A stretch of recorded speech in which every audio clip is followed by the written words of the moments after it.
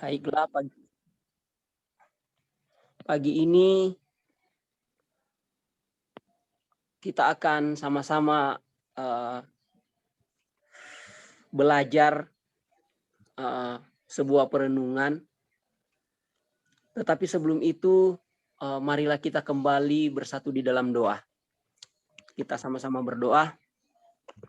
Bapa kami yang bertakhta di dalam kerajaan surga yang maha mulia, Bapa yang penuh belas kasihan, kami bersyukur berterima kasih untuk pertemuan pagi ini. Kami boleh menceritakan tentang kasih-Mu.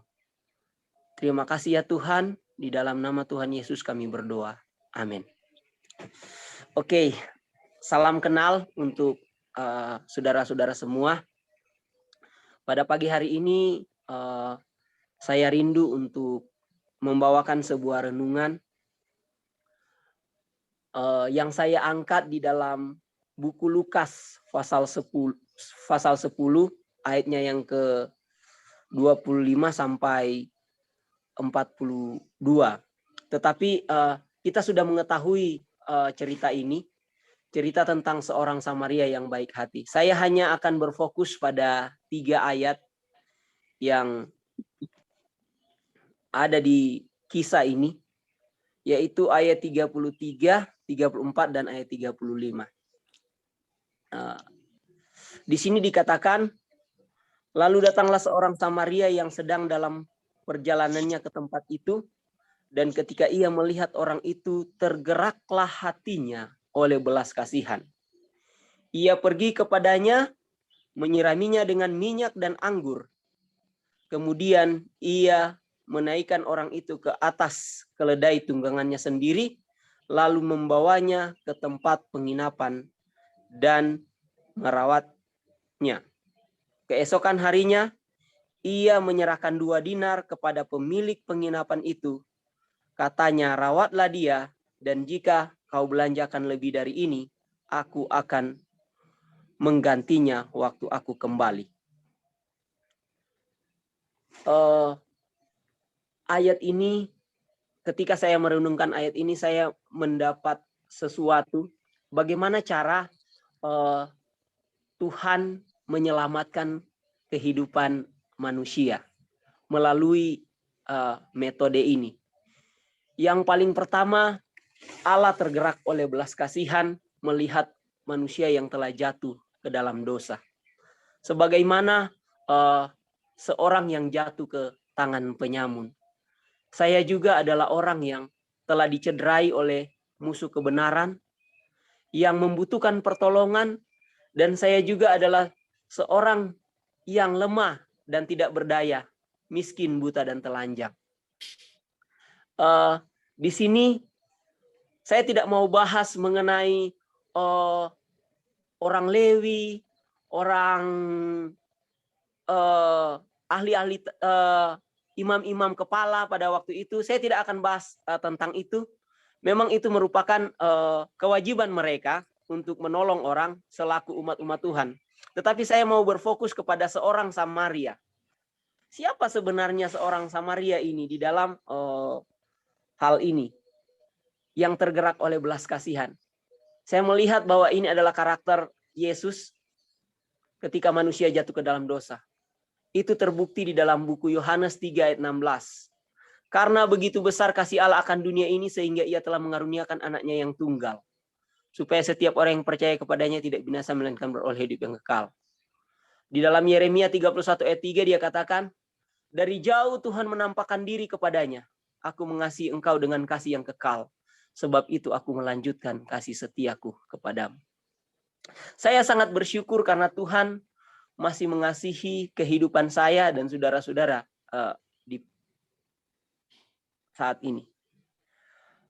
Kita akan masuk bagaimana cara Allah menyelamatkan manusia. Yang paling pertama, dia tergerak oleh belas kasihan. Lalu apa yang dia lakukan? Di ayat kedua, ia pergi kepadanya. Di sini di ayat ini dikatakan bahwa orang Samaria itu yang menggambarkan Yesus itu datang ke tempat itu. Tidak ada tujuan yang pas, yang lain selain dikatakan datang ke tempat itu. Ayat 33. Lalu datanglah seorang Samaria yang sedang dalam perjalanannya kemana.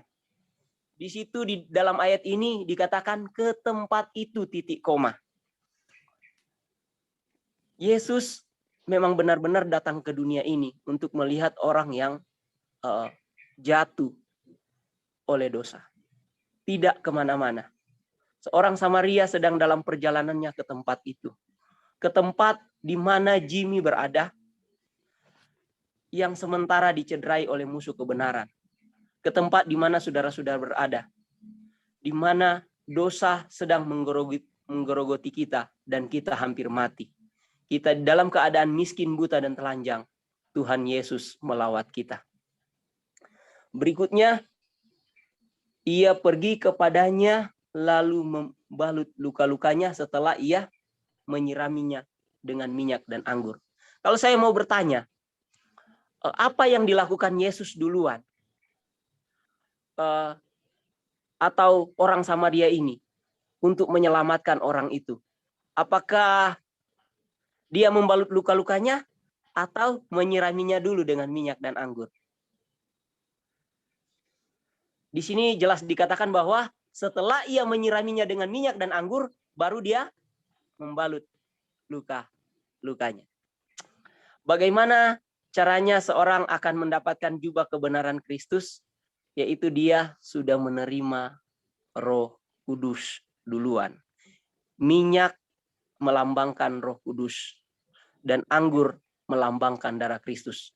Karena orang itu terpukau oleh darah Kristus, Roh Kudus bekerja di dalam hatinya.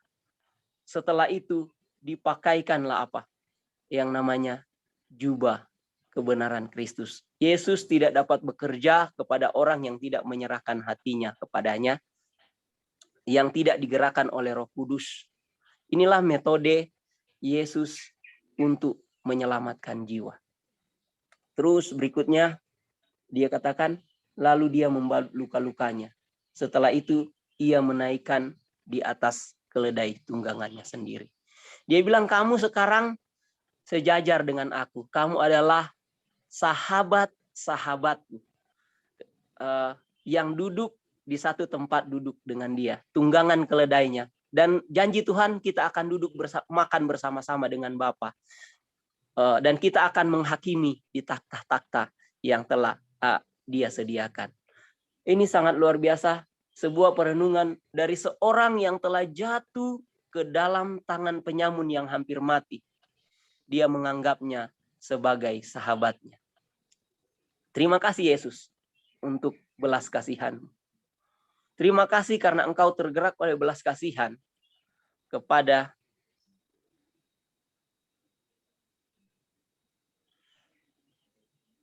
Terima kasih karena Engkau tergerak oleh belas kasihan kepada saya. Engkau datang menyirami saya dengan Roh Kudus-Mu, menggerakkan hati saya untuk mengenakan jubah kebenaran-Mu. Keesokan harinya, ia menyerahkan 2 dinar kepada pemilik penginapan itu. Katanya, rawatlah dia, dan jika kau belanjakan lebih dari ini, aku akan menggantinya waktu aku kembali. Gereja Masehi Advent hari ke-7 sebagai mercusuar atau sebagai tempat penginapan di mana Yesus menitipkan orang-orang sakit. Orang-orang yang telah dicederai oleh musuh kebenaran. Orang-orang yang membutuhkan pertolongan. Itulah sesama kita manusia. Dia rindu untuk kita merawat mereka. Ada 3 pelayanan besar yang Yesus berikan untuk umatnya di dunia ini. Yang paling pertama adalah menyembuhkan orang sakit. Yang kedua adalah memberi makan banyak orang.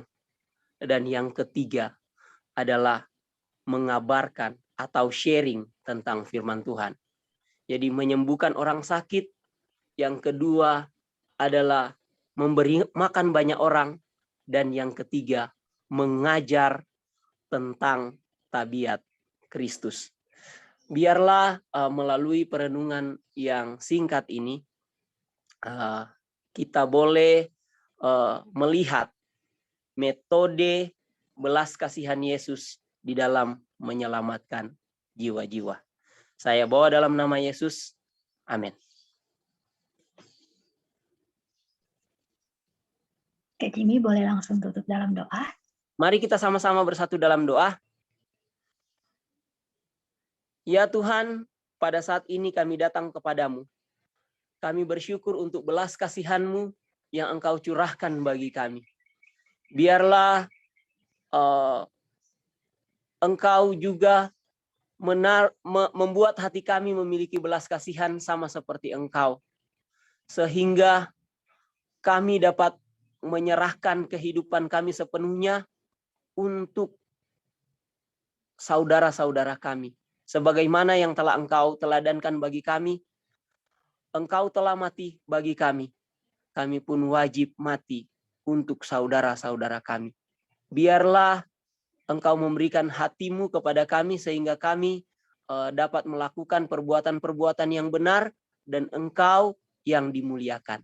Terima kasih ya Bapa, terpujilah nama-Mu. Di dalam nama Yesus kami berdoa. Amin.